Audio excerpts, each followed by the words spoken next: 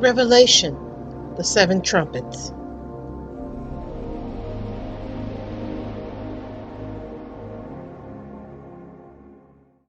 And after these things I saw four angels standing on the four corners of the earth, holding the four winds of the earth, that the wind should not blow on the earth, nor on the sea, nor on any tree. And I saw another angel ascending from the east, having the seal of the living God. And he cried out with a loud voice to the four angels, to whom it was given to hurt the earth and the sea, saying, Hurt not the earth, neither the sea, nor the trees, till we have sealed the servants of our God in their foreheads. The four angels who represent the four directions must wait until the followers of Christ are sealed in their foreheads. The Bible never explicitly tells us when the winds are released. Instead, we are given a description of a storm set off by casting down coals from the altar of incense. Both the mark of God and the mark of the beast are found on the right hand and on the forehead. But only the forehead is sealed on the people of God. While the beast is still in power, the people of God can think about the kingdom. They cannot act on their ideas. Anyone who tries to lift the stone will be crushed by it. And when he opened the seventh seal, there was silence in heaven, about the space of a half hour.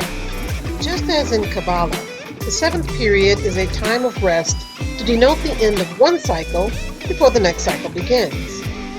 Since 1,000 years is a day to Yahovah, 1 hour is approximately 42 years, if you divide 1,000 by 24. A half hour is 21 years. We are fast approaching the 21st year of the new millennium, when the silence in heaven ends. But what will the heavens have to say after the silence? To find out, we begin in chapter 8. And I saw the seven angels which stood before God, and to them were given seven trumpets. And another angel came and stood at the altar, having a golden censer, and there was given unto him much incense, that he should offer it with the prayers of all the saints upon the golden altar, which was before the throne. The altar of incense resides in the inner court of the temple. To the south is the lampstand, symbolic of spiritual light and the Christ. To the north is the bread of presence, symbolic of physical wealth. If one moves towards the lampstand, one becomes the tzaddik, the righteous man. If one moves towards the bread of presence, they chase wealth to become the gimel. However, if a person has mastered both the spiritual light and wealth, they become the aleph, or ox. It is the aleph who is in the middle and can reach the altar of incense. What does the aleph pray for? It is the kingdom of Yahovah, which Jesus spoke about and asked us to pray for when he said, Thy kingdom come, thy will be done on earth as it is in heaven. And the smoke of the incense, which came with the prayers of the saints, ascended up before God out of the angel's hand. And the angel took the censer and filled it with fire from the altar and cast it into the earth.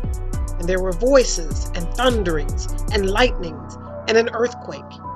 And the seven angels which had seven trumpets prepared themselves to sound. Right before the trumpets begin, the prayers from the altar of incense are cast down to earth, releasing the four angels that are holding back the winds. The result is a storm full of voices, thunderings, and lightnings. There's also an earthquake. Here we are given the first two signs of being in Yahovah's presence of wind and earthquake. The first angel sounded, and there followed hail and fire mingled with blood, and they were cast upon the earth. And the third part of the trees was burnt up, and all green grass was burnt up. One of the plagues of Egypt involved hail mingled with fire. At the time, the plague was directed at the cattle and the herbs of the ground. Cattle are symbolic of the ox or the aleph, people who are used as the messengers of Yahovah. Grass is symbolic of all human life. In the original plague, the cattle were to be taken into a shelter. Any that were left outside would be harmed by the hail and the fire. This reminds me of how Jesus gathers his chosen into the barn, but gathers the wicked to be burned. And the second angel sounded, and as it were, a great mountain burning with fire was cast into the sea. And a third part of the sea became blood, and a third part of the creatures which were in the sea and had life died. and the third part of the ships were destroyed.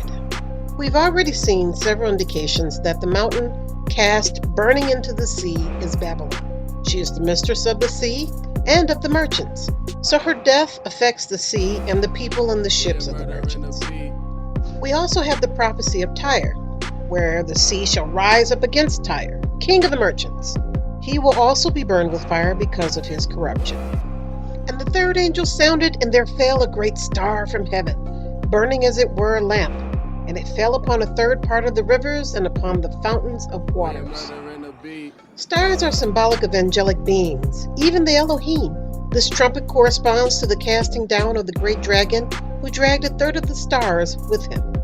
Here, the Bible seems to make a distinction between when the dragon left his proper station of his own volition and the moment when he's kicked out of heaven so that he is unable to return. The dragon left his station long ago and tried to kill the infant child Jesus using Herod, who feared the Messiah's claim on his earthly throne.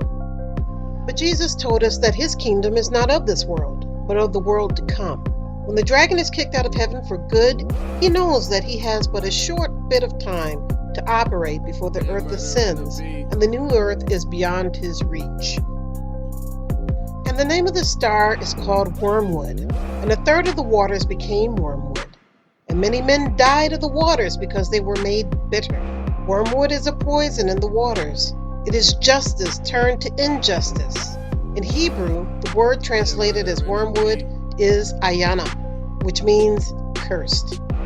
The fourth angel blew his trumpet, and a third of the sun was struck, and a third of the moon, and a third of the stars, so that a third of their light was darkened. A third of the day was kept from shining, and likewise a third of the night. But more importantly, Revelation chapter 9 tells us that the darkness begins when the abyss opens, releasing the locust and Abaddon, the destroyer. The abyss is called the iron furnace, the same moniker used for Babylon and Egypt.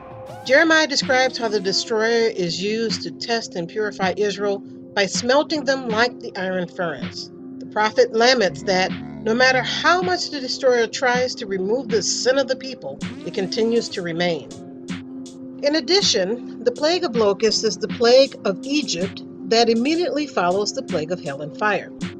The hail only destroyed some of the produce, but the locusts destroyed whatever was left. This reminds me of one of the prophecies of Isaiah, where people will trust in oppression rather than the word of Jehovah. Their iniquity, meaning the systems in which they are putting their faith, will fall suddenly, even though it has been leaning and threatening to fall for quite a while.